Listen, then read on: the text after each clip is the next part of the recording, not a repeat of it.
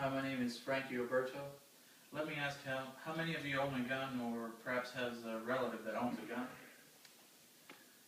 Well, I myself own several guns, and I'm a strong believer that every law-abiding citizen should have the right to own a gun. Well, today I'm going to ask that you help me prevent the passage of any unconstitutional bills that would attempt to restrict gun ownership.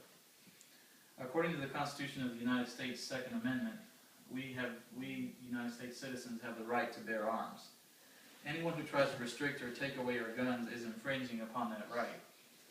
Our forefathers had our best interest in mind when they added that amendment to the Constitution. Citizens need their guns in order to protect themselves from enemies, foreign and domestic. According to Eric Pratt in the USA Today article, "Guns Save Lives, period," guns are a great way in order for you to defend yourself.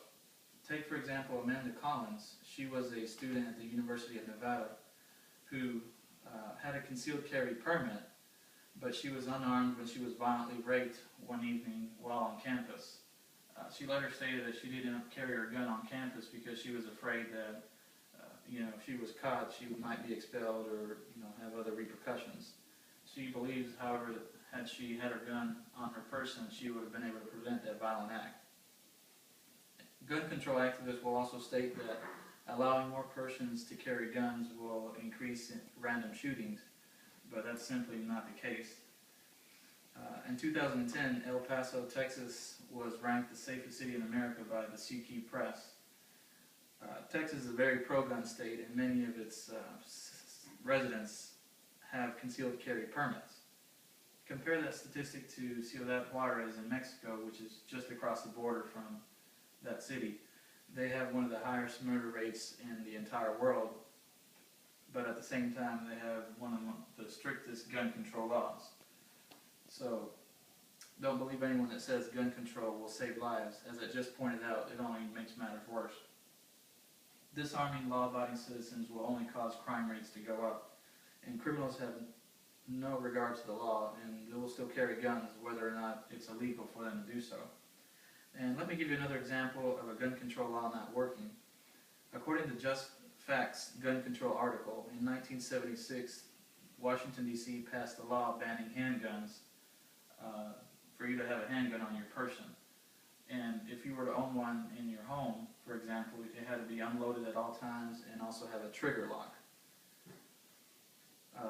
Does anyone think that this law prevented criminals from committing any crimes or any laws to be broken regarding guns and weapons? Well, let me answer that for you. It didn't. In fact, it only made matters worse. While this handgun ban was in effect, murders increased in the city of Washington, D.C. 73%. And that was actually 73% higher than before the law was in effect, while the U.S. murder rate averaged around 11%. A gun is a tool, plain and simple. You cannot confuse the use of a tool to perform an action such as defend your family or your home with the actions of a criminal such as committing a crime or murdering someone. A good example would be, what if there were no guns and people used knives to kill other people?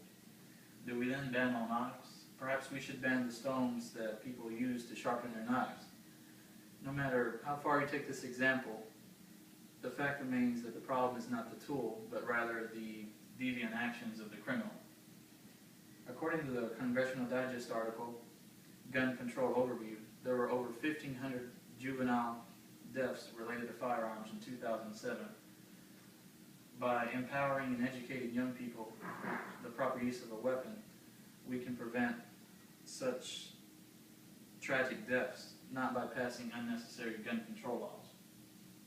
Also, according to Elizabeth Crisp in the USA Today article, States Loosen Concealed Carry Gun Laws, a Mississippi resident who receives a concealed carry permit and takes an 8-hour course now has the ability to take a handgun onto a college campus, a bar, or a courthouse. I believe that this recently passed law will greatly assist in the prevention of any future tragedies that might occur as when you have someone armed, or the possibility of someone armed, it will greatly deter a criminal from committing a crime. Another excellent reason we citizens should have the right to bear arms is to protect ourselves from tyranny. You might ask yourself, what is tyranny? Well, that is when the government oppresses its own citizens by the use of overwhelming force or through any means of that nature. By having armed citizens, any government bent on tyranny will hesitate before deciding to act out against its constituents. Of course, we hope that would never happen here in the United States of America, but we do have to be prepared to act in case that does occur. Thomas Jefferson said it best, and I quote, "When the people fear the government, there is tyranny.